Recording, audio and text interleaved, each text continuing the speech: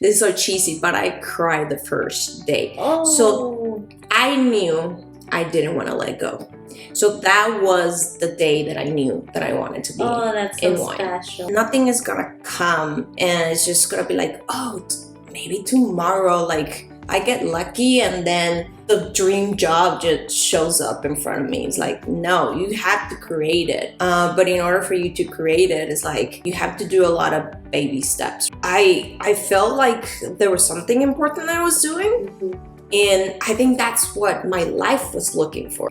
I realized that I had accomplished, which is hard to do sometimes. Sometimes it's hard to stop and say, oh wow, I have accomplished all this. When I post something and I'm like, I'm sad or this and that, it's just me, right? It's like, you get me in social. When you follow me in the good mood and the bad mood. I hate that.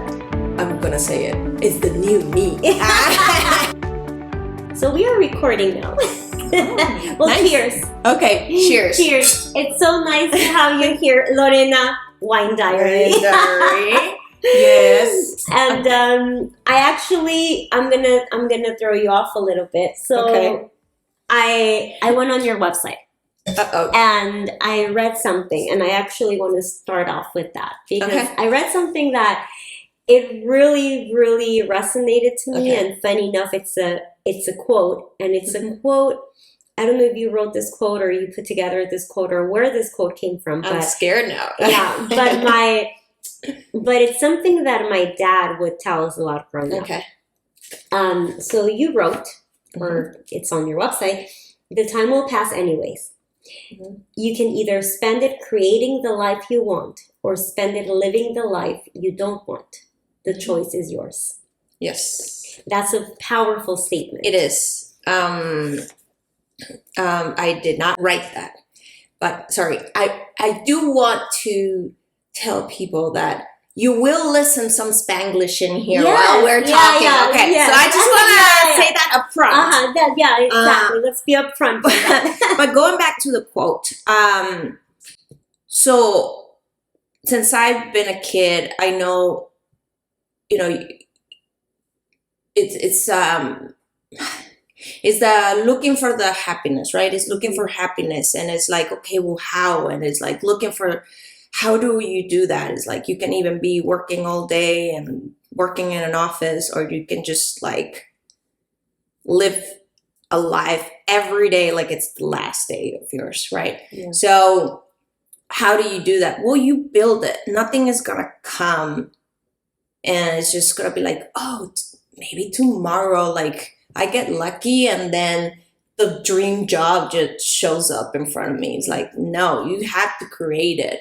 But in order for you to create it, it's like you have to do a lot of baby steps, right? To get to this big, grandiose goal. Yeah. What goal? I don't know, right? I never know where life is taking me, but you have to look for that. You don't want to stay and wait. Well, I'm glad that we started with that quote because that gives me the perfect intro to you. Oh, thank you.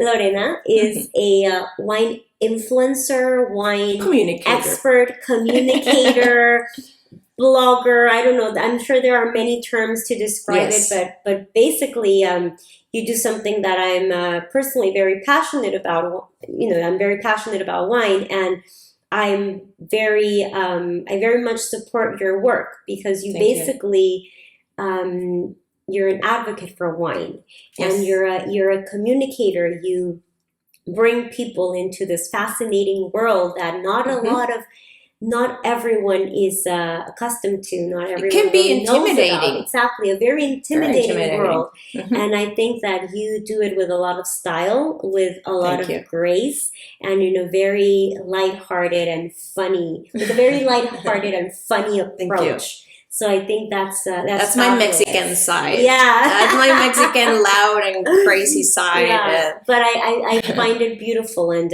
you have a lot of followers on social media, me being one of them. And I would love to know, just for you to share how you got started, how this wine journey started. So you're Mexican. You're from Mexicali. Yes, I'm from Mexicali, Baja California, which is 2 hours away from here, San Diego, where we are.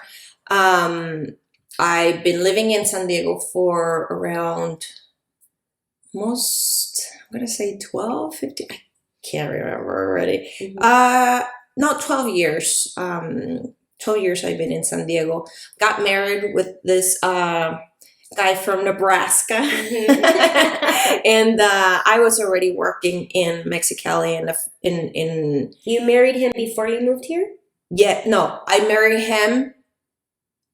Yes, I married him, and then I finished my school because I didn't want to leave until I finished my school. Okay. And I was like, I got married 3 months after I finished, and then I'm like, okay, I can go now. Yeah. So I left, and I moved here, and then I just did my transfer from my work because they also have a facility here in San Diego, and that's how I'm here. Okay. But yeah, it's been. So you what do you do outside of wine? So because you're mentioning your job, so then you transferred here with the company. Yes. In what field? Are you ready? Tan, tan, tan. Okay. So I work in the aerospace business. So I work in one of the biggest companies in the world in aerospace. And awesome. I am in business development and strategy and marketing and anything. That's awesome. Yes. Wow. I was not expecting that. I know. Almost 15 years in the company. This August will be 15. But yeah, so, you know, it's part of my journey in life to be in that job and to learn everything that I know about business and to grow as a professional person. I finished my master's in USD in business because of this amazing company, my job, and then throughout the process of me growing, I found wine.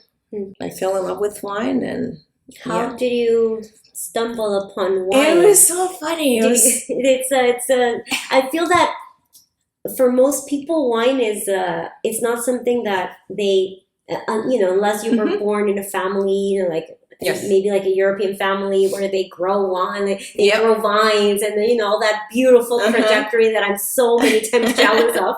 But most people that don't have that journey, it's a very different one, and they kind of just stumble upon it. I did. So I was taking a certificate program at SDSU and for contracts and negotiations, and I was walking in one of the breaks that we had. I was walking the aisles in there, and then one of these classrooms, the closed door, but they have this tiny window in there. Yeah. And I saw these people. I invite you to subscribe, like, and share this podcast. Let's make this grow together. Going like this. And I'm like, why am I in this boring class when I could be in there? Yeah. So it just stayed in my head that there were people studying with something related, professionally studying. Yeah. In my mind, the wine business, it was only people that work actually in fields, right? I'm a winemaker, or I work in a vineyard or in a tasting room, right? In my mind, that's what working in the wine industry is. I never thought there was this humongous world out there, that is being created now. But so it stayed in my head. So when I was, I finished that, the contract certificate, and then I said, okay, well, I always wanted to do my master's. So I signed up then to USD. I did my master's, and when I graduated, I was like, okay, now what, right? Because in my life, I have always been studying. So I was like, okay, I should be doing something, right? I started getting a little anxious. I'm like, I'm not doing anything. You were working full time anyways, right? Working. Okay. I know. You're saying like, I'm not doing anything. You had a full time job. Yeah, it's just a full time. It's like I just had a full-time job. I know, right? It's like I only have that. But in my mind, I always been studying. I just like learning. Yeah. I like the feeling of pressure of like you have to be educated. You like that stress. That stress. But then when I'm super stressed, I'm like I can't handle it. But anyway, so that's another story. So then I finished that, and then I remembered that day at SDSU when people were tasting. So I said to my husband, hey, you know what? I'm not feeling well because, I'm done with my master's, but I feel like I should be doing something. And he was like, well, just enjoy not doing anything. Watch some Netflix. And I was like, no, it's not. I need something else. So then I said to him, well, maybe I sign up for a PhD or something. He's like, no, you're done. Because he saw me, how hard it was for me. And, being English, my second language, and it was very tough for me. So then a week after I said to him, guess what? I'm back in school. And he's like, what did you do? Well, but not in. But it's fun. But it's fun. It's something for me finally. Because, all that education that I was taking before, yes, it's for me, but it was mostly for your career. For my career, but not like something for me. So at that point, I was already buying books. And then I watched in Netflix, they had the Psalm movie. The first one? The first one. Yeah. And I kind of I was so... it was so impactful for me, that show. So then I signed up to that class at SDSU that I had seen back then. Wow. Okay. So then I signed up. I got my books. I was super excited. I go the first day, which it was kind of like the basics. They teach you all the main grapes, the main varietals and regions of the world, the difference between old world, new world, all that. Well, the first day was 3 hours. They went like this for me. This is so cheesy, but I cried the first day. So I knew I didn't want to let go. So that was the day that I knew that I wanted to be that's in so wine. special. So I just, I remember Lisa Redwine was the teacher, and she was like, why are you crying? I'm like, I'm just so happy. It's so beautiful. So yeah, I kept going. Yeah. Kept going through the certificate program that they have in there. I did not finish because then I found out about WSET. Okay. So then the pandemic hit, and that's when I just had signed up to the level 2 because they told me. You did level 2 with Lindsay, I assume? Yes. Okay. Wines, Smarties. Yes, well, but she was before with I forgot the guy's name.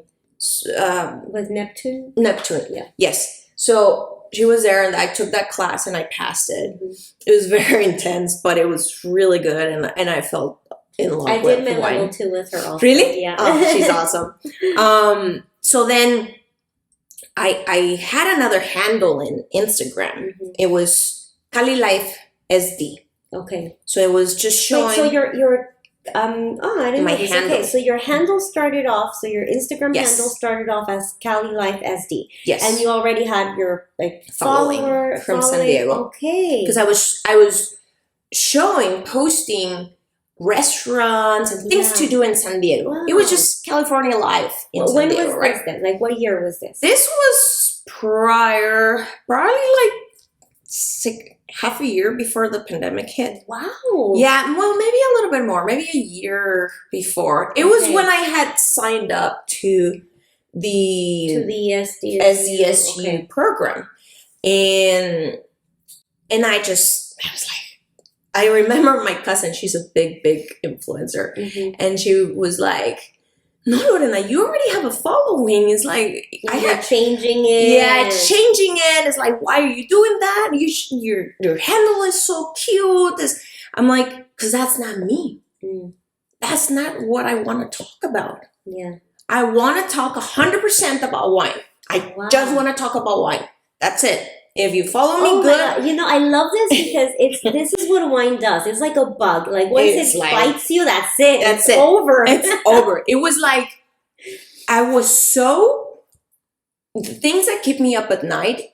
It was not knowing anything about wine, and even that I went through like classes and everything. I was like, but I don't know enough. I just need to. Oh, I know. It's so yeah. That's the tough part about this industry because you never know enough. Like the truth is that I mean, I feel like the more I learn, I'm like I don't know enough. I don't know enough. Like, I don't know enough. There's just and then you forget things and you have to go back to your book. Yes. And, it's very frustrating. So that's how I did. So I changed it.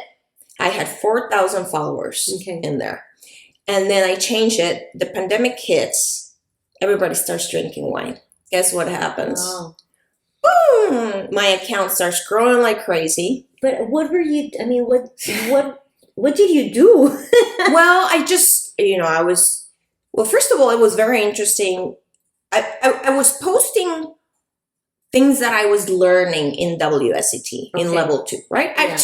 I literally went through the book. I opened the book and I'm like, let's talk about this regenerator. And then I'll just like make things that were like interesting and not like I didn't write it ever like the textbook. I wanted to make it like I'm saying it. Like I'm like having a glass of wine with you and maybe we got a buzz and I just make it fun, right? So I always wanted to make it that way, that it was like just easy. Or in my interpretation, because a book might say one thing, but since English is my second language, I interpret things always different. So it's like no, and sometimes that's needed because the way that a book explains it, it's not really how people perceive it. You know, like when people are like, in the tasting, even you're like, this wine has high acidity and the tannins, and most people are like, we don't get it. Like, what are tannins and how do you even know what that feels like and the acidity? Like, what does that translate to? And that's how I was just the things I was learning. That was how I was. The post that you would see is the things that I just learned this today. Let me just talk about it. I never felt like I'm gonna say it like I'm an expert. No, I'm just saying like I learned this. And then some people, because a lot of famous people in the wine industry started following me, and I was very nervous most of the time because I had probably 90% of the people in there more. How do you say educated in the wine world, more wine knowledge and all that, and master soms were following me, so I was like very nervous. That's pretty nerve-wracking. That is pretty nerve-wracking. But you know what, you were speaking to a different audience. It's the thing, like your audience, and I think that, and we'll get into that because I'm really curious, like I'm assuming like your audience are just normal people that are interested in wine, that want to learn about wine, and that want to steer away from all the snobbery that sometimes comes with this, right? And it's just like normal people that want wine, and they're not looking to buy the $200 bottle. They're just looking to find like a good wine. Exactly. And I'm sure they trust your recommendations. So that's really interesting because there's definitely such a huge, in my opinion, like there's a big place for wine influencers, and I say quote unquote because it sometimes comes with a bad connotation, but there's such a big place for that in social media. So you bring a great point. So one of the things that I think made me more famous in the social media world is I have one rule. And that is, I do not want to lose my credibility. So when I work with brands, I work with the ones that I like the product. I don't, even if they pay me, I have said no to some brands because I do not you're not like it, right? It has to match my values. It has to match all sorts of things for me to work with someone. So a lot of the things that I was doing in the pandemic, it was just that I fell in love with some wines, and then I would email them or send them a message and be like, hey, can I interview you? and be like, sure, whoever you are. Yeah. I'm Lorena Wine Diary. Yeah. Like, but I wasn't that known back then. But then I started doing all these different interviews. So every week I had interviews to winemakers, to female winemakers. Yeah. I made a whole week of females interviews in different plan things. this out? Because okay, the you change your handle, you start promoting different wines. Yes. Did you have a plan behind this, or was it kind of just like how? It was very informal. I don't think at the beginning, I did not have a plan because I didn't think it was going to have any impact. Yeah. I just thought it was like going to be 3 crickets listening to me. And then I was having like, oh, in my live, I'm having 100 people watching it. I'm like, okay, I better watch what I'm saying. Yeah. And then I will do lives, and I will do like just me cooking at home. Well, and that's when Flavor Affair was born. Okay. That's tell story. Yeah. But we'll get into Flavor Affair. Yeah. But the pandemic, helped a lot. In a way that everybody was at home, everybody was on their phone, or watching TV, or trying to learn something new. So a lot of the people that were following me, they were like, "Oh, there's a live of a French winemaker in Lorena," right? It's like, what does she have to say? And to tell the truth, I didn't know much about wine, when I was doing the interviews, but like, hey, I mean, this is impressive. You just went there and did it, and I just put myself in there. Con huevos, I did it. But I was always prepared, and I was like, okay, I had in my phone, right? I was doing it with my phone, and I had in here the questions, and I knew who that person was. I kind of researched and everything, and I said, okay, those are my 5-6 questions, right? And I went, and then I memorized those questions, and I kind of kept the same structure with the next person and the next person, and I'm like, okay, this works well. And I was just awesome. I was just doing all these interviews. And you started getting all these different people following you. Yes. From different walks of life, or more industry people? In a lot of industry, I fell in love with the old world kind of wines, because again, as I said earlier, it was an unknown. So I always knew wines from California and from Valle and from like in my region, within like miles distance, it opened right? a different world for you. Yes, but for me, when I saw all these other wineries, I was regions, I was like, oh my God, I want to try this, and I want to try this.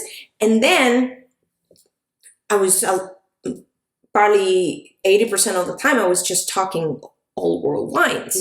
And then a lot of that, it caught a lot of attention over there, because every region, not just California or Europe, they all were hurt in the pandemic, because people they couldn't sell their wine.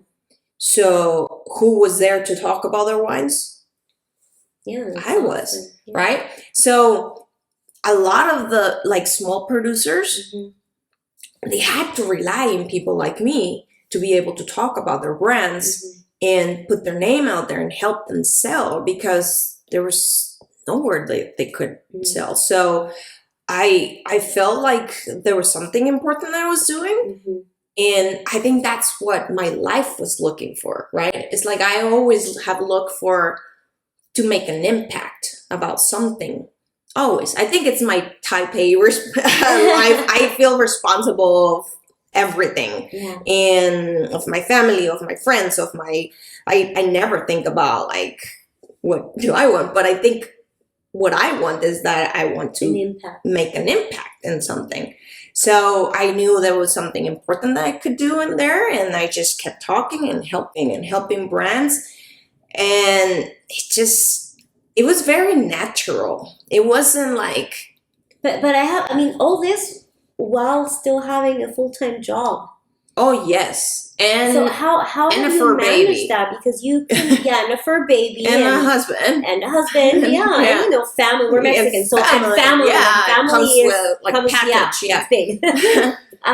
So because you're still doing this and you're studying, and you just finished your level 3. So how do you manage it? And I'm going to be super honest with you, because I see your posts and they are so nice and so like, they're so colorful and elaborate and just artistic. I can't, like, how do you do this? Like, do you schedule it? Do you, like, how do you even come up with the content?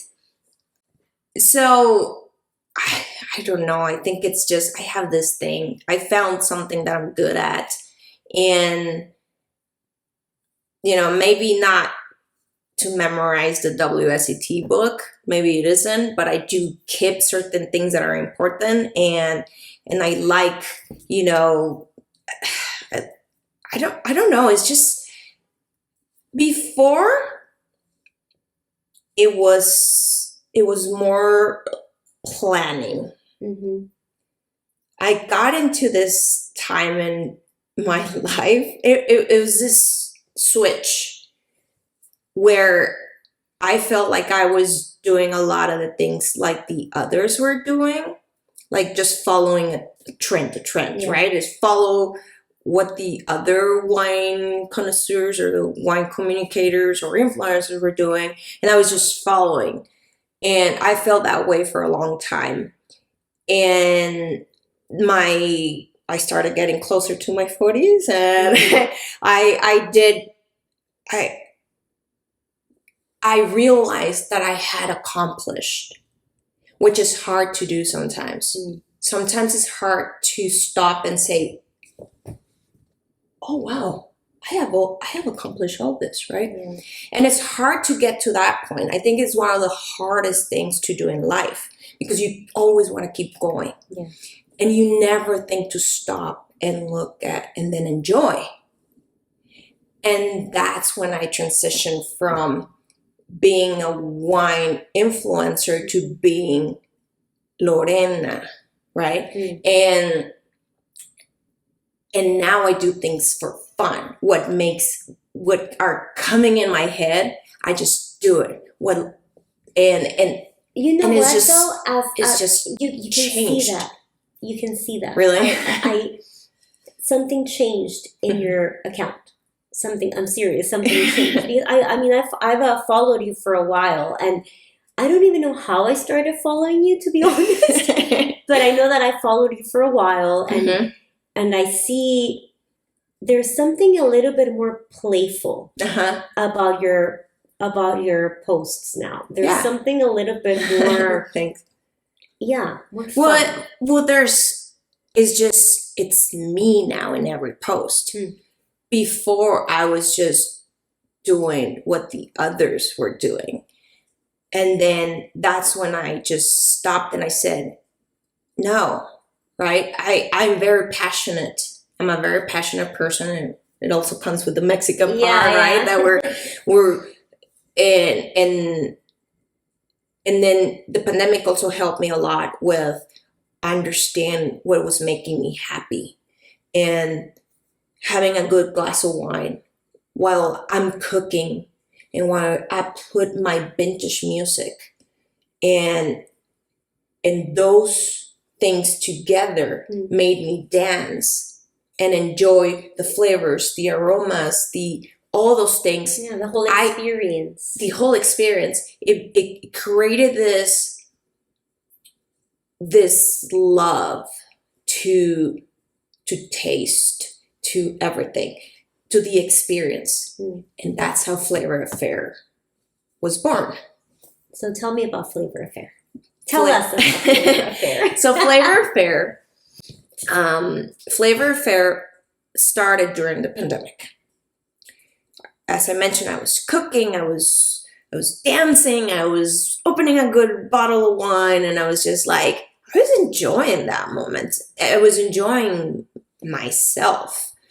And I wanted to share so bad what I was listening to. I wanted the whole world to, come with me and listen to the song I'm listening while I'm drinking this wine and while I'm cooking. And, I just wanted so bad for everybody to have a taste of it. Yeah. So I literally signed up for my alcohol license and submitted all to the ABC department. But while I was doing that, I was working with another collaborator, person that sells wine in here in San Diego. And I said, this is what I want to create, right? I want to send a box. I don't know how or what I'm going to put, but I want to give the whole experience of that. And well, this person only sells wine. So you will only sell me the wines and ship the wines. But I created the travel box. So since I was very in love with the old world wines, I started creating and I was cooking and I was doing all that. Then I would create a box for the French box, right? And it will contain one of my favorite wines from France. And then it will also include ingredients, food ingredients from France, not from here I went to Bonds and got this. No, and then it will give you the recipe, and then it will also give you the playlist that I created. I love this. With French music and all that. And so I did the Spanish box, I did the Italian box, and I did 3 of them. But so I create those travel boxes. And I was giving that, right? The experience of you. So you were sending it out. I was sending them out. Kind of like a wine club kind of style. Yeah. Like a subscription. Yes, it was. But then I realized that I wasn't making any money. I was actually losing a lot of money. So it wasn't working well. When you're starting new businesses, things doesn't go. It takes a little bit of time. Yeah. Yes. And with wine it's tricky because it's this product that just we're so passionate about, and you start just pouring yourself out there. Yes, here's all my money. It's like okay, here's all my money, and then I have to make money. Yeah. Then my husband is like, okay, well, when is that gonna help, right? It's like you gotta, you gotta use the money from your business, and I'm like, okay. So then I'm like, okay, well then, and while almost at the end of the pandemic, boom, I got my license, my alcohol license to sell wine. I'm like, okay, we're ready, right? It's like, I'm going to start. So then I stopped the travel boxes because, I just started brainstorming and talking to other people. And it's like readjusting the idea. I had to readjust, and I couldn't just send one bottle, right? People will want more wine. So then I just started with the collections. So then that's what I'm doing right now. I have the collections where collections and the club is a little bit different. So sometimes I release these one-of-a-kind bottles, and I put them in a package of 6, and then each one is different. Okay. From different regions, all old world. Okay. Do you source them? Yes. Okay. Yes. So nothing from the new world. Yeah. So they're all old world. And I release, let's say, 50 collections. And that's it. That's it. What they sell out, and I don't release them. Yeah. So, and I do have a club also where you can get some of those bottles, right? You will get the collections without waiting, making sure that you don't miss your opportunity. But I have the club, but there's more changes coming pretty soon that they're still in work. Yes. I love the whole. I love how you've been adding and just modifying and doing all these different things. Yeah. And you have a very solid following. So you can of course, promote there. And how do you pick what wines you select for the collections and for the club? Well, that's a great question, because I don't just pick like, oh yeah, this one has a good price and comes from the region. No, it has to like follow a criteria of like, they have to be wines that there's only like 5 cases in San Diego or something, right? It's like awesome, very hard to get. And I work with a lot of distributors, and they send me like, okay, this is coming, and it's coming in 3 months, and it's like, and we're only getting this amount, and it's like, okay, tell me the story of it, and then I'm researching, and then I go through lists. That's so much fun, though. It's much fun. It is. Like, I'll go through a list of 200 wines, and I'll be like, okay, and then my eyes are crossing already after looking at 10 of them. But so yeah, I'm like researching, and I go and Google them, and it's like, and if I can't find anything, that's a good sign. That's a good sign. Yeah. If I can't find them. So it's like, it follows that criteria. And if it's woman winemakers, that's a plus. That's a plus. If they follow biodynamic, sustainable practices, organic, those are plus, right? Don't get me started with the natural concept, but those are kind of like the things that I check. And obviously they have to be in a price range that can meet the number for the collection, because I try to keep it what on are the same prices that you have? Like, what's the price for the collection? So the collections, they're usually the 6-bottle one is like $179. It's a very good price. Yeah, and to plus have a shipping, mix, right? plus shipping. And then you have the 3 collections, the 3-bottle collection, and that's probably, I think that's $79. I can't remember, but it's around $79. A very good price. Yeah, I mean, for wines that are hard to find, exclusive, low, like small production, boutique wineries, that's a great price. But I don't think, it's been like getting, I think I need to do a better job on explaining what I just explained, what kind of wine you're getting, right? It's like, okay, well, these are the things that are already checked, right? It's like, you're not going to find it anywhere else. And yeah, that's kind of, I think that's one of the initiatives that I think I'm going to do for this year, where there's a big plan of different things that I'm working on. I'll be following to see what's coming up. So I still can't get over the fact that you have a full-time job while you're doing this. Yes. Wow. I know, it's San Diego. It's pretty expensive in here, and yeah, you eventually want to transition into doing this? And I think my job knows, but I'm a very, I learn business. I learn all sorts of risk. For me I keep an eye on, on risk, and what, I have a mortgage, and what if I this and that. So I still haven't made that decision to do it 100%. That will be a fabulous transition, though. When you're ready, I think you're gonna have to open a very nice bottle and celebrate that. That's gonna be great. And I feel like I know myself so well that I have always known, okay, this is a time to do this. This is time to let go of this, right? I have learned to pivot very well.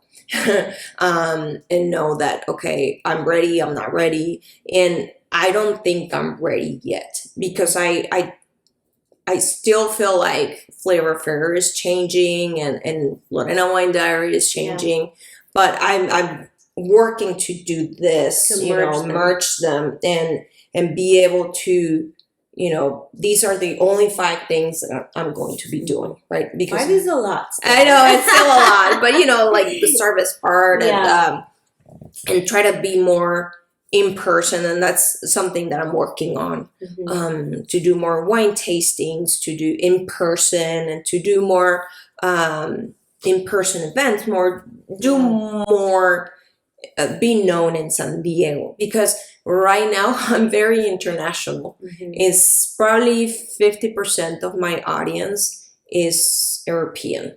And so that's kind of hard. And that's this year, the end of last year and then this year, one of my biggest yearly goals are to focus more in California, to be known as California. And I'm constantly keeping an eye on the numbers on that, and to grow more, to be known in here.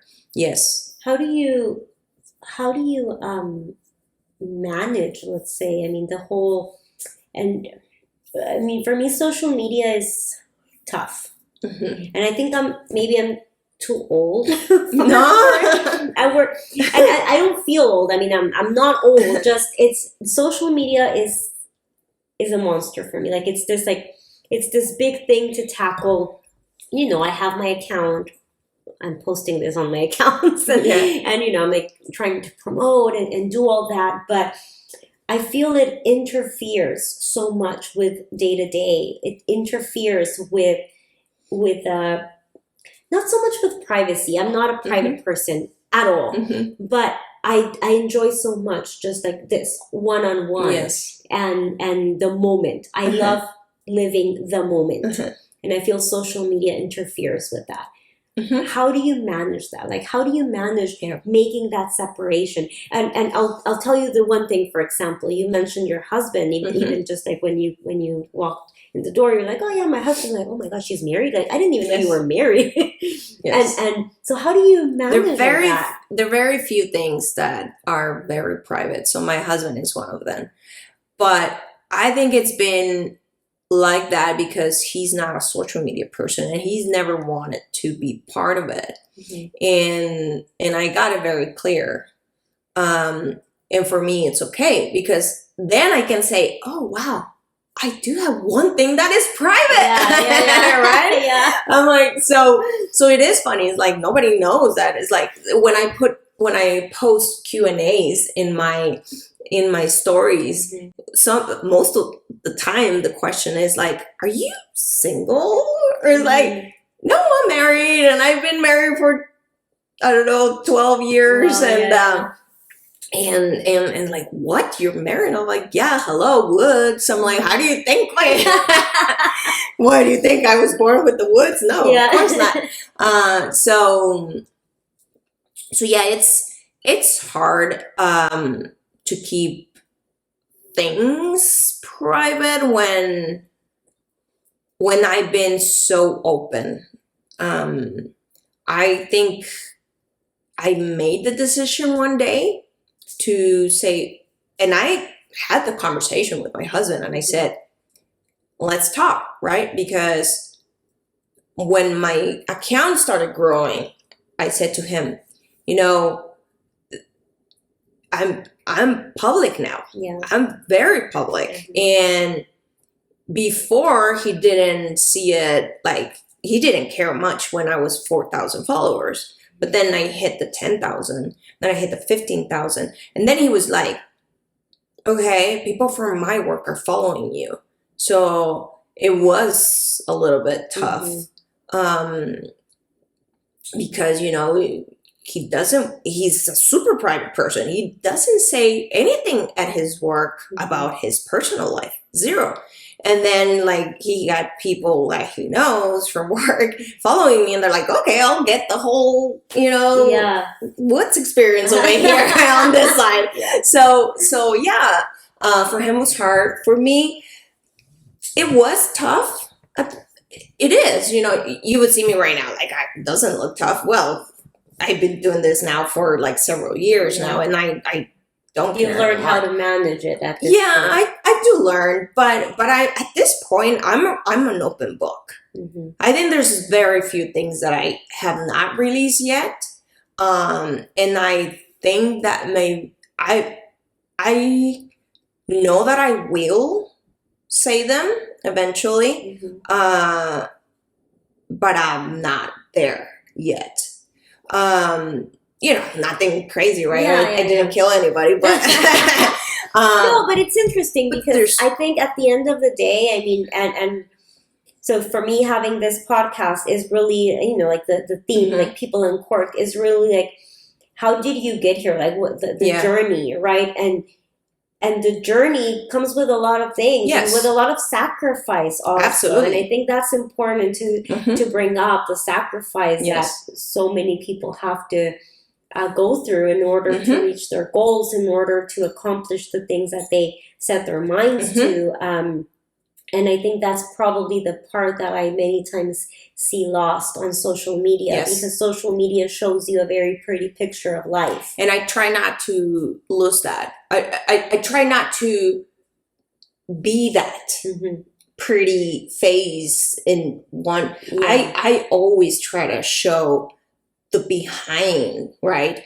And I have had people telling me, sending me messages of saying, oh my God, you're like the most vulnerable person I ever met in my life, right? It's like, I don't even know that I'm doing it because, I'm constantly in social, I'm constantly doing instant stories where I'm saying, I like this, or guess what happened to me? Oh, I got mad in here. Oh my God, I just passed I just did my test, oh my God, I'm always saying it, but I don't see it, right? Because I don't, not for me, something normal that I'm doing.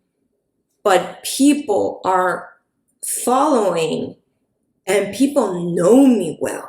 Yeah. And that's very scary sometimes. So what is that, like, for you, what are some of the biggest challenges that you face? Because you have a very different lifestyle, because this path is different, right? I mean, the documenting your life, documenting your experiences, documenting your journey. I think there's something very beautiful about that. Scary at the same time, challenging.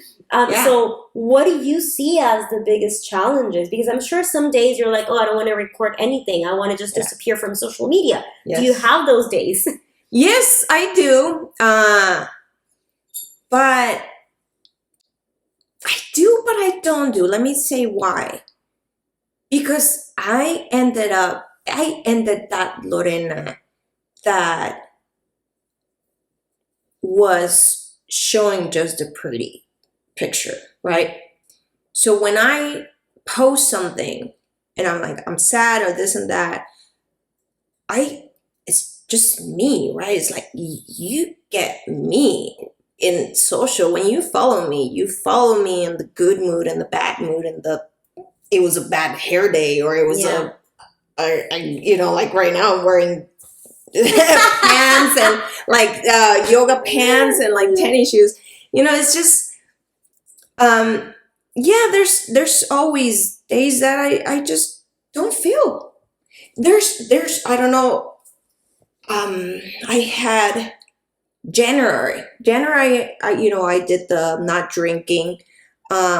I never wanted to call it dry January, but I'll tell you why in a second. But so I said, you know what?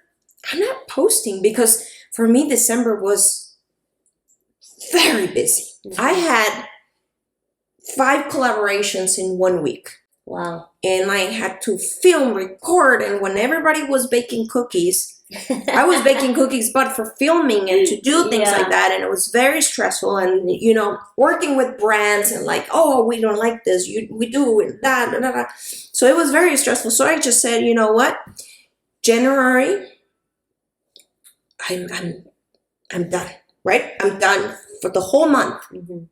I did not film anything. Did you notice that I didn't? No, because you know what I did? I went through all my old material. I downloaded all those videos and I reposted them all January. You know what? Because for me, it was important to have that break. Yeah. I did not drink. Privacy. I did have privacy. The only thing that I was posting, it was when I was going to my fitness challenge, because I had the commitment that I had to do a number of classes that I had never done ever in a year. And I put myself to 20 classes in 1 month. which it was almost impossible. And if I didn't document them, then I was not going to have that pressure, social pressure of saying, you were like, you said that you were, you're a social loser, you didn't do it was something you were also like, it helped you accomplish a goal because you were being held accountable by your audience. Yes. So that was the only reason why I'm posting that. And then I was posting all the old material. But I didn't create anything new in January. So yes, I do have my months of that, of taking a break. I feel like it's one of the best things I ever done ever. I had never taken a break. And it was just incredible because I came back, my mind was thinking about the future I was thinking very clearly of what I did like and what I didn't like last year. And I was like, okay, I'm moving this out. I'm doing this. And then I was very focused in my big 4-0 that was coming. So I wanted. So wait, it happened already? Yes. Yes. Congratulations. Yes, thank you. Welcome to the 40s. and it's all. I love the 40s. They're great. I'm loving my 40s. Loved it. I have loved it so far since this year has been such an amazing year. I am a completely other person that whatever I post in social media, whatever I do is because it's what's making me happy. And it's the new, I hate that I'm going to say it. It's the new me. Right? No, but it was 4.0. It was a 4.0. It was I have always dreamed of my 40. Yeah. I have always dreamed of it. And I had the idea that I was going to go through this. I was going to do this big trip to Italy, and like I was going to, rent a village and kind of live the Dolce Vita in the movies, like what's her name, Under the Sun, that movie from in Italy, and I wanted to live that, and that was my whole plan. It hasn't happened yet, but it will be happening pretty soon. Nice, But I completely, my mind transitioned, and I couldn't be happier from what I'm living right now. And because of that mind change, I think it's being reflected in my social media. And I'm. But now it all starts to make sense. No, it does. I'm serious because I did notice a change, like a very. Yeah, just more playful, more, I don't know, more fun, happier. I don't know, and it's interesting. So, when did you turn 40?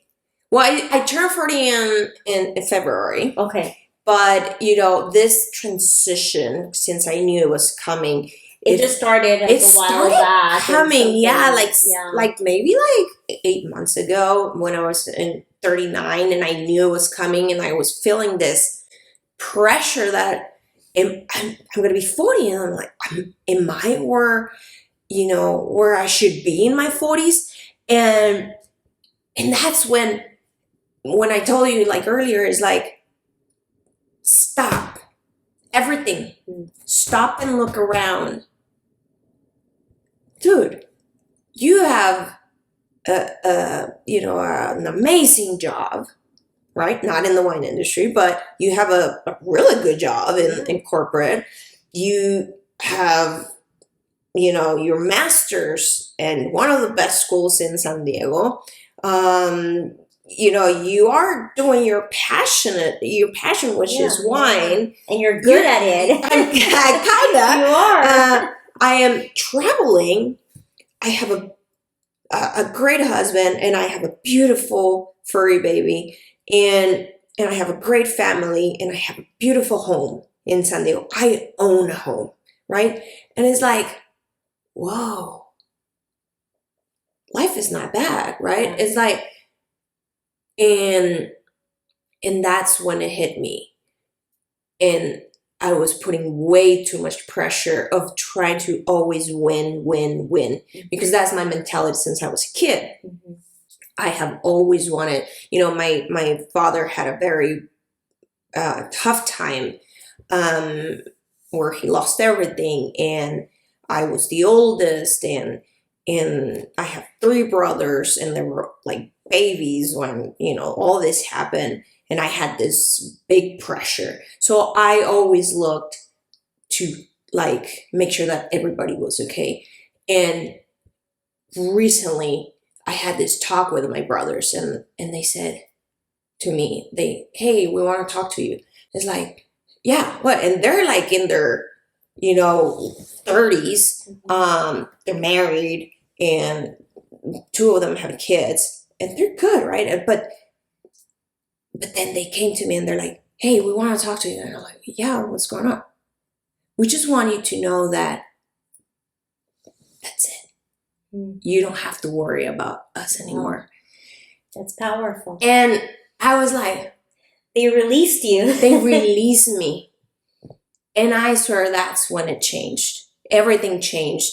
And I started having fun. And that's how I feel. That playful part that you see in social media, it's my having fun part. I did this video and this post in Christmas about me running around in the Coronado de Del with like this tutu dress with a Christmas hat, looking for a wine.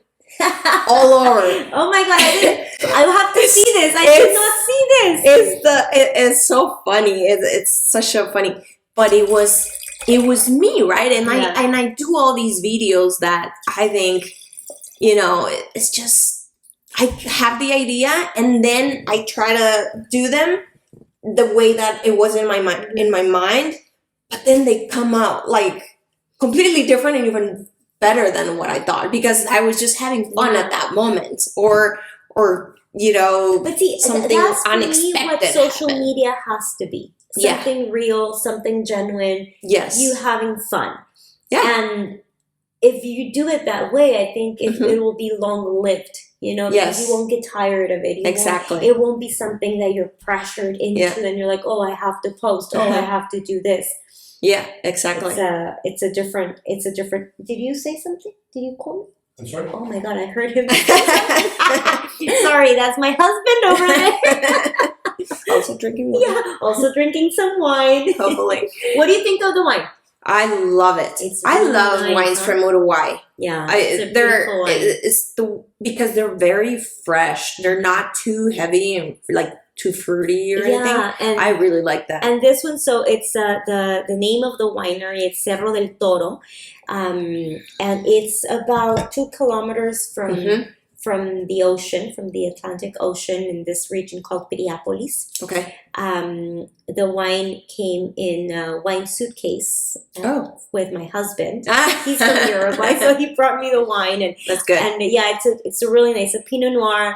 It spent about a year in French oak, and the style that we were talking about, the style is very Burgundy-like. I invite you to subscribe, like, and share this podcast. Let's make this grow together. I really like it. It's really nice. It's very different. You sip it and right away you're like, oh, it's not New World. It is New World, but it doesn't have that very strong New World. It's very elegant. Not too. It's very nice. So we've spoken a lot about Lorena Wine Diary. Okay. And we've spoken a lot about all the things that surround your wine business and your journey and all that. But tell me just about Lorena. Like, just take out the wine. Oh my. Take out the wine. Is there a way to take out the wine? Not really. No, well, lately I've been getting into cocktails too. So yes, and also like you've been cooking. I've been cooking. So I realized how much I love bread and cheese. And then I have always been doing like toasts. So I just started making, like the toasts that I make, and I film them. And usually I have them with wine. So I'm like, okay, well, I'll You pair them with different I'll pair wines. With different wines. So then I realized that sometimes I can have meals with only appetizers. Okay. So that's why my Instagram has a lot of food related recipes, but they're mostly appetizers. Which I love, by the way. I love appetizers. And it's, you know, like they're a little bit easier to put together. And it's the perfect way to just have a nice bottle of wine without having to put together a huge meal. Well, you go to restaurants. Like for me, like I go to restaurants and sometimes I don't even look at the main dishes because I just go through all the appetizers and I'm like, I want one of these, and one of these. Yeah. So then I just like realized that I love doing appetizers. And then I do love hosting in my house. So that's why a lot of the Lorena Wine Diary has been transitioning to entertaining people, right? It's like, it's not just wine, but it's like, well, wine always comes in it, but it's the what do you say, like everything that comes with it, right? Yes, like it's the whole thing of entertaining. So what is it, right? Like hosting, like the hosting. Exactly. So it's like, oh, you prep cocktails, you serve wine, you sometimes serve wine with no alcohol because there's people that doesn't. So all those different things that sometimes we don't think about, I love sharing it. And again, I'm not a super expert on hosting or entertaining, but what I learn, I'll post it. Yeah. You know, like the same thing with the wine. Every time I learn something new, I'll post it. I'll just talk about it. And that's how I've been doing it. Is like, okay, well, if you're having people over and you want to serve something, you have 20 minutes to make something. Well, this is what you can do. 3 ingredients appetizer sometimes. And just pop a bottle of this or go to the grocery store, get those 3 things, get a bottle of that varietal and just boom, there you go. And I have done that. And I do it most of the time. Why? Because I'm always busy. I'm always either at work, I'm studying, or I have Are you also like working out and like doing? I do. Yes? I do. Okay. I do. So yeah, it's just challenging. And that's why I do these appetizers that are very quick to make. Yeah. It's just because I have no time. I'll just share what I usually do. Okay, share one of your favorite appetizers. Oh my goodness. Since I have you here, come on, share it. I'm going to say one thing. In my house, there's always going to be freshly cut sourdough bread, right? Okay. Always. Do you buy it every day? Well, not freshly, like from 3 days, but it's like, I get the big thing, loaf. And then in Whole Foods they'll cut it for me, and then I'll keep it very well wrapped, so it's always soft. Okay. I need to start making my bread, but I actually just made bread last week. It came out really good. And really? I'm making one tomorrow. Nice. I'm gonna let you know. I'm gonna let you know. Yes. I have a sourdough starter kit that I bought from Alaska. So nice. I plan on starting it next week. Yes. And I'm gonna I'll share it with you. You let me know. I'll let you know and I'll share it with you. Yeah. But and then burrata. I always have to have burrata in the house. Okay. Always. The problem with burrata is that once you open it, it's you have to eat the whole thing. But I found this from that same brand that it's always in the store, but they put 4 burratas in there. But again, if you open it, you only have like 30 days to eat them. Yeah. But hey, 3 days, 1 a day, right? Yeah, it's not bad. So not like when you get the big one, you only have to eat it one time. But so my favorite appetizer, it's always going to be my tomato salad with the caprese, how they call it, right? But it's not actually like the big thing of tomatoes. But anyways, so the tomato caprese salad and then my burrata and my bread. That for me is like your go-to. Yeah, my go-to. Okay, so for whoever's hearing, then it would be your piece of sourdough, like any bread. Yes. Sure, like but let me explain to you the tomato. Okay. So the tomato salad is very simple. So you do your, I like the cherry, but the rainbow ones. So they're like the one that had multiple colors. Yeah. So you kind of like make it in smaller, like cut them in maybe 4 pieces or smaller, the cherry ones. Yeah. And then so you put that, you cut minced garlic. Okay. So very the smaller tiny, that you can do it, even if you can do like with one of those smashers. Yeah, if you can smash it, but I do like it to be very small, maybe depending on how much tomato you have, but like 3 garlic cloves. You have your basil also in tiny pieces, and then here's the fun part. So I put a lime. A lime? Yes, oh, a lime. That's so, new. Okay, yes, I was not expecting lime. So I put... You're so Mexican. Yes, I am. I have to. I'm like... That's your Mexican. I go everywhere and I'm asking for lime. I love it, lime. And I love that you say lime because I always explain this like limon. It's a limon, the green one. I can't say I learned my lesson because every time I was going to a restaurant and I was, can you bring me a limon? And they bring me this yellow. And I'm like, I don't want the yellow one. I want the green. Yeah, the green. And I'm like, well, you asked for a limon. And I'm like, well, forget it. Okay, so then you cut up.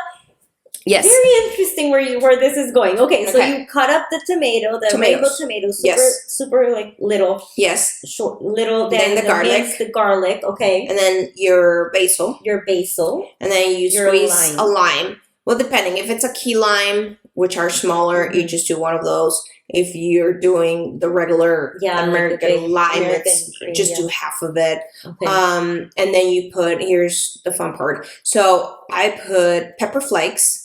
I love making it spicy. Yeah. Well, you have lime already, so you put lime and chile, like it's the same thing, right? So, so then you put throwing some cilantro. almost. I was avocado. Well, that's another recipe, but yes.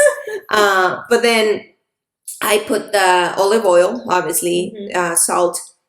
Here's where it's a little bit different.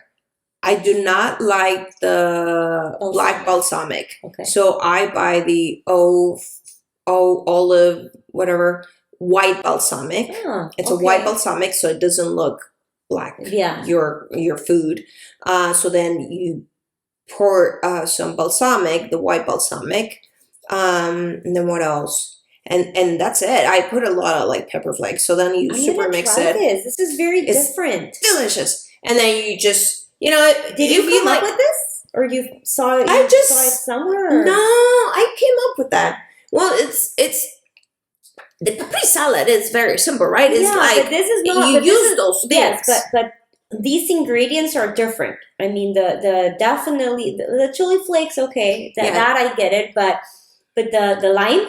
That's the lime is different. I and put this lime type in of everything. balsamic that you're mentioning. I mean, it's. I found it one time in the store and then I just never let go. Because I very few times I use the black balsamic.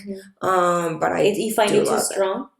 It's interesting because I think like 2 days ago I was having this conversation with my husband because he was saying like, and you know, like, I buy really nice, super aged balsamic, like amazing balsamic, and he was saying like, I'm just not a huge fan of balsamic. I'm like, okay, we were having this you should try this one. It's really good. They sell it in Whole Foods, but the whole line of this brand is incredible. I just got like 6 bottles of different things that they sent me, but yeah, so I do that, and then I'll throw the, if you don't like burrata or you like more mozzarella, then you just cut pieces and put them inside and mix them also. But if you do love burrata like I do, I put as the center the burrata, and open it, and then you got the toasted sourdough bread. Sounds delicious. Yes, it is. I'm hungry. So then the toast bread, So you got multiple ways to do it, and that's something I want to do a post about, the different ways to toast bread. It sounds very dumb, but it is. No, like you have tell me. multiple ways. But for that one in particular, like I would put olive oil and then salt and pepper and then just throw it in there in the oven. Toaster oven. Yeah, and then just do like 8 minutes depending on the, or maybe less, 420. But then I'll grab a piece of garlic and just scrape it. That's scrape like, it. Pan con tomate. That's like in Spain I have done that one pan too. Con tomate. That's like the traditional pan con tomate thing. It's like with the so that's kind of that's my favorite one. But so if you're very passionate about these recipes also. I am. Right? I am. It's yes, I do. Sometimes you'll see, nobody knows, but there'll be some videos that I post from the moment that I'm like, I'm just gonna have a lunch and I'm preparing something and I'm thinking of, and I'm like, maybe I should record it, right? And nobody knows that I'm probably wearing PJs and I'm like doing this like avocado toast and for breakfast, and it's just like I just film it and then I just put it together and just, hey, here you go make it. It's like and you have it's actually good. A bunch of people following you and like liking it and making comments. Do you read your comments? Like, do you go through the comments? Yes, I do. It's one of the things that it's important to me. I can't answer all of them. A lot of times because I'm I'm pretty busy, but I do read them all. All of them. I'm reading them. If there's something I don't like, I will like. I feel like you have 2 full-time jobs. 2, 3. Yeah, I do. It's pretty intense. Because it's not just. My business is not just Lorena Wine Diary, but it's Flavor Affair, Lorena Wine Diary. Oh, and then my dog also has his account, and he's an influencer. Is he an influencer already? A little bit, yes. How many followers does he have? No, he has like close to 4,000. I think that should be one of the things you merge in, honestly. just as a dog mom. Yeah, just like I have merge tried. him into the Lorena Wine Diary or the Flavor Affair. I in his account, I did have to put expect dog content and wine and recipes, wine and recipe content. So if you go to his account, which is Little Archie Doodle, you'll see I post in the stories, not in his account, in his profile.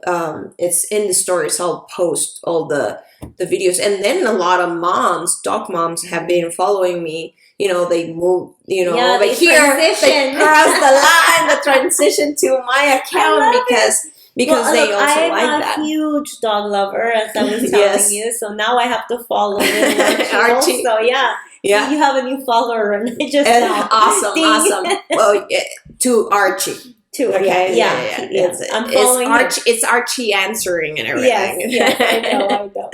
So for people that want to get into this, what do you think? Well, first of all, do you think there's still room for this? Do you think there's still space? Because I think it's so saturated, right? And it's very hard. I keep on reading this, how the algorithms and like all these different things about algorithms and social media.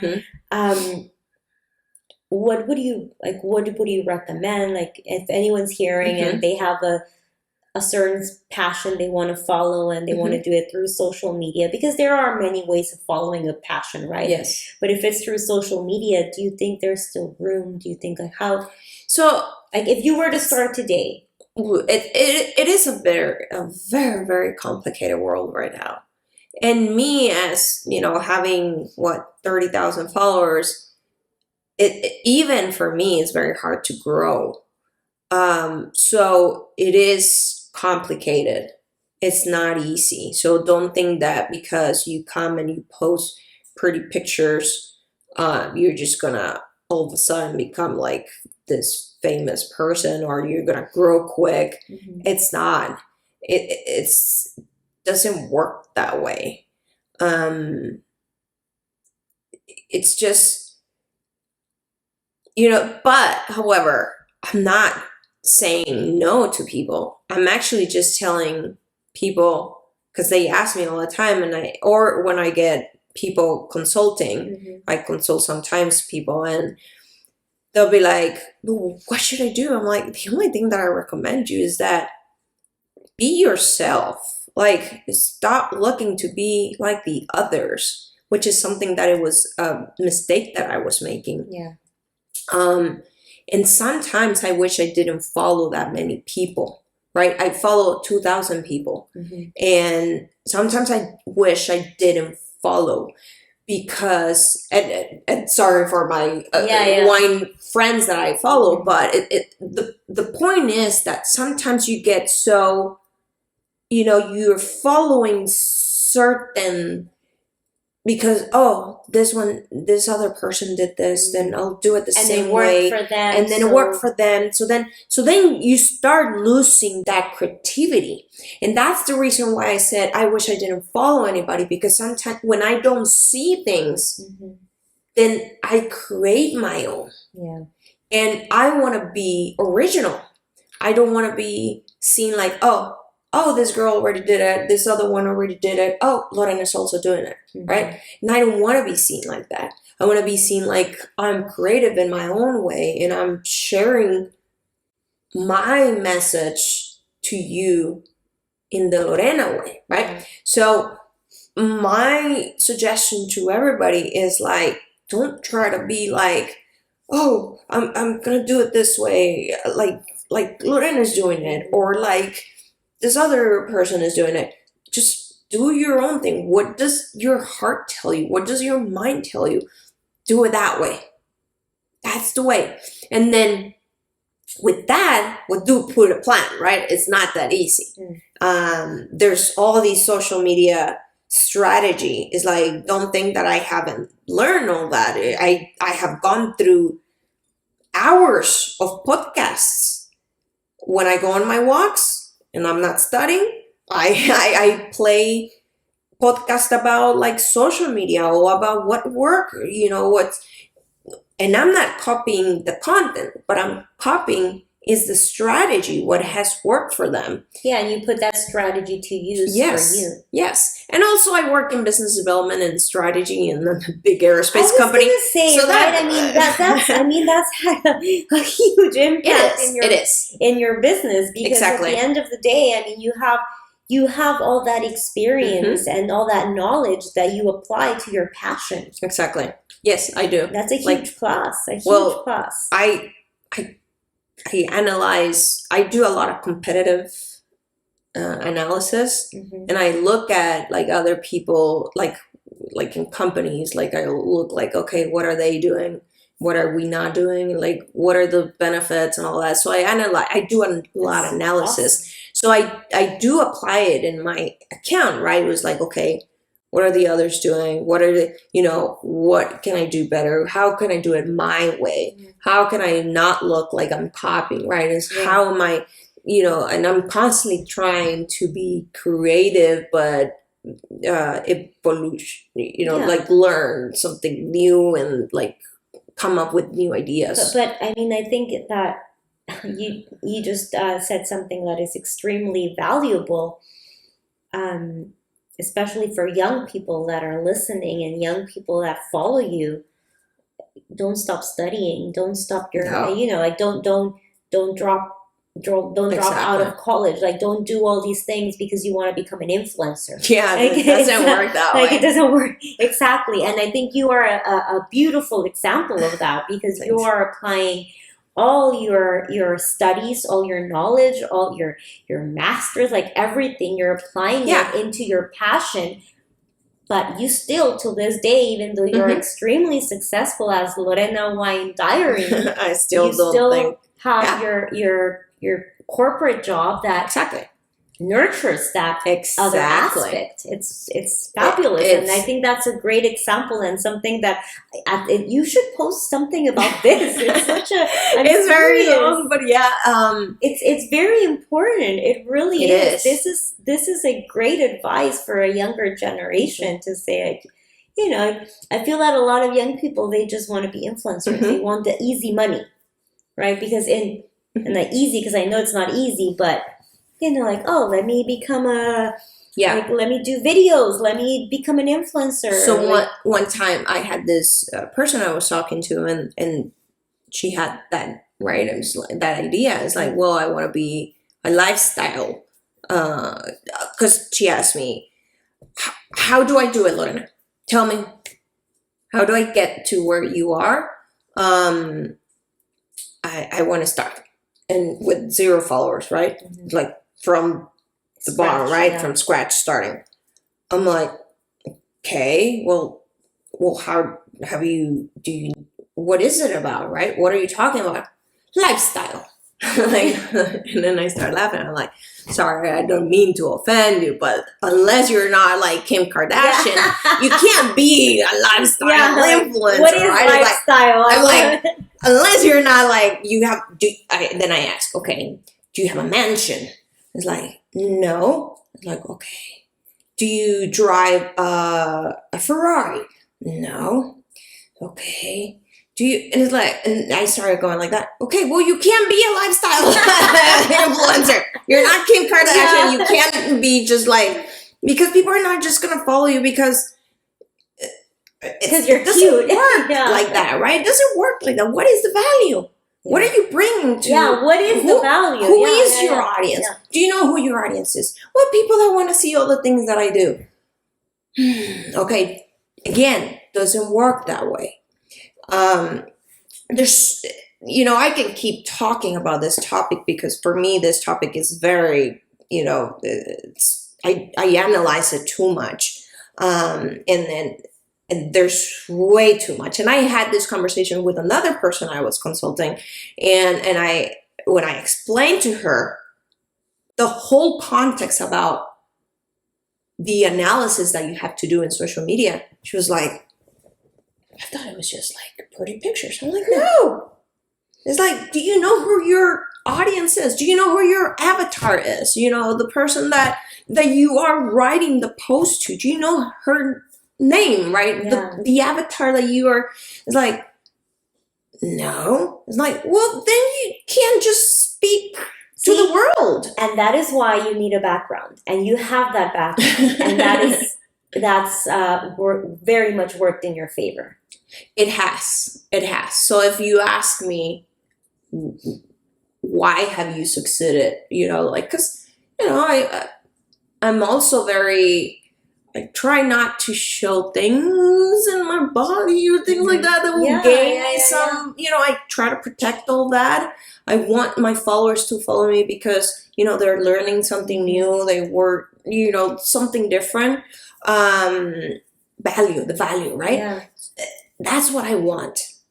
And that's why I always try to explain to someone that is always asking me about social media.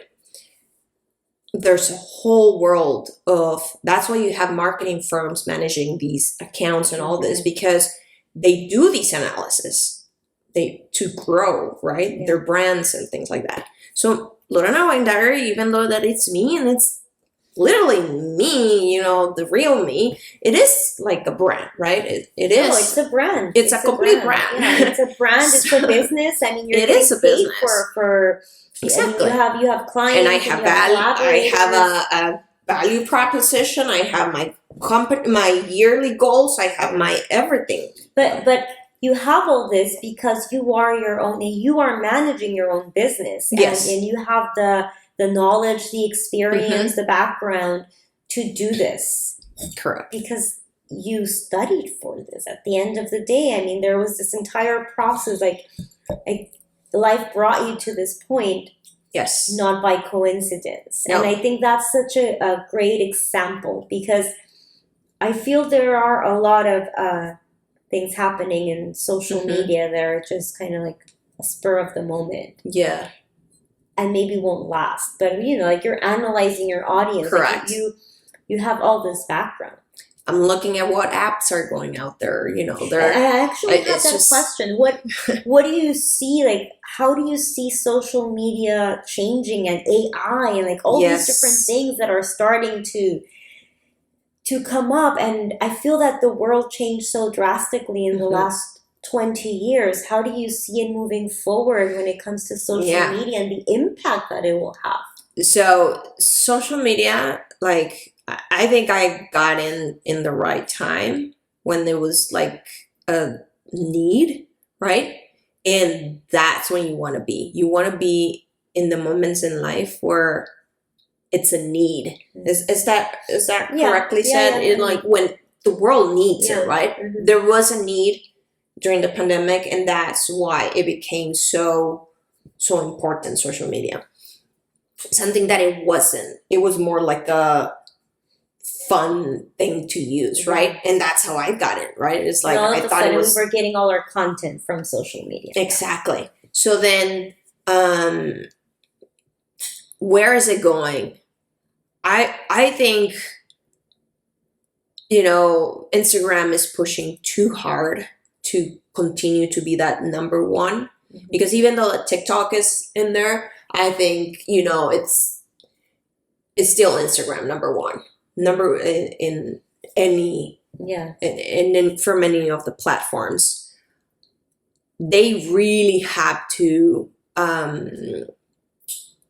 they really got to make sure that another one comes, because another TikTok can come, and you know, in case if they don't. Well, I feel that like Facebook was such a huge thing, and then Facebook kind of like went like this, and then Instagram happened. I feel almost just naturally. But right now, it's like this, right? It's like I hear, there's not one day that I don't hear another content creator like me that is sick of it, sick of Instagram, and because there's glitches all the time, they're changing the algorithms, they're changing the.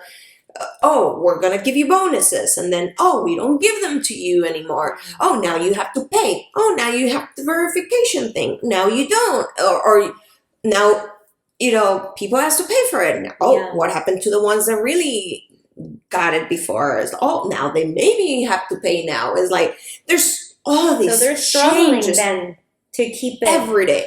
Every day there's changes. And those changes, you know, gets you tired as a content creator, because you're already like very stressed with all these work that you have to create. And then you have to deal with the million changes. So it's hard, but I think there's new platforms coming. I think people, like, if I have to give an advice to someone that is in social media or wants to get into social media, keep researching what the others are doing. Look at what platforms they're getting into, because with people being unhappy on Instagram, there's others that are going to come in here, and they're going to try join them. They're going to join them. I don't know if it's going to die, Instagram, or not. But I don't think so. I think it will always be there, like Facebook. Change, like Facebook. I feel. I mean, Facebook still has a huge audience. I check my Facebook maybe once a month. I only see it because my family is there, but I don't go there at all. There's this entire generation that just stayed on Facebook, and then I feel like kind of in the middle. I mean, I'm sure. Are you ready for those new things? So, like, are you like, like Lorena Wine Diary is going everywhere? Well, I think I'm getting to another phase of my company, my brand, and Lorena, that can't do things alone anymore. And I'm going to start looking for partnerships or things where I can do with a team or because it's if I didn't have my other job and you know, now it's looking for those, how can Lorena keep growing? Because at this point I can only manage 30,000 people, but if I start growing more, it's like, okay, well, I can't do, this is where you get to that point where you say, it's time to ask for help. Yeah. So that's kind of where I'm going. Well, I trust that wherever you go, your heart will lead you. Yeah. And you will go there with passion. Mm-hmm. And going back to the quote that we read at the beginning, it really, I don't know, like it struck a chord. It really did, because it's something, I'm serious. It's something like my sisters will hear this, and my 3 sisters will hear this, and they'll say like, yeah, that's, my dad always said that, like, el tiempo igualmente pasa. Time passes anyways. So just make sure that you use it wisely. You have to. And I think you have. I think you have. And I think you will continue to do so. It's you're clearly very passionate about life and what you do and how you pursue your dreams and your goals, and yeah, it's an inspiration. Thank you. No, thank you so much, and thank you for having me here. Yeah, I do want to say that everyone, and I always tell my husband, look at it as, what if it was your last day, right? And so if I leave right now, at least I had a really good conversation with you, and I had a really nice wine from Uruguay. So, yes, we did. So with yoga pants. You look fabulous. I love it. It doesn't get more real than this. But and just so you know, none of this will be edited. Like, it's just exactly how it came out. It's going out to the world. It was perfect. Thank you. Thank you for being here. Thank you so much. Cheers. Cheers. Salud. Salud.